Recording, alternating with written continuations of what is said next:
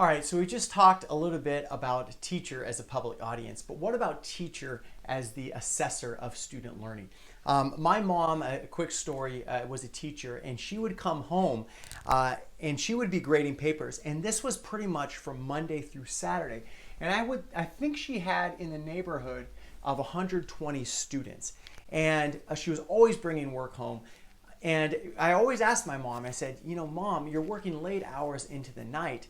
What would happen if we divided that kind of, work up? And I think she felt as if she wouldn't be doing the integrity to the actual grading if that happened.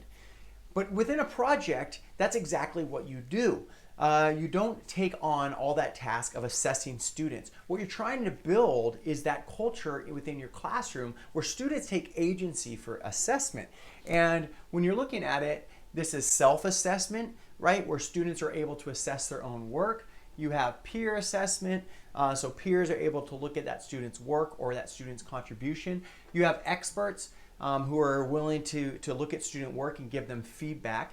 And then you have, of course, the teacher who's able to support that. But what happens then is you're saving yourself time, but what more importantly, you're really developing that culture of students being very reflective about their work and making it a culture of, hey, it's not so much just about the grade, it's more about a process. And so you just saw a couple of pictures that are coming across the screen in relationship to how you might do that. Of course, giving self-assessment rubrics and laying out what are the tasks within the project and what are the expectations, and letting students be able to assess themselves according to those is really going to help support you in creating student-centered classrooms.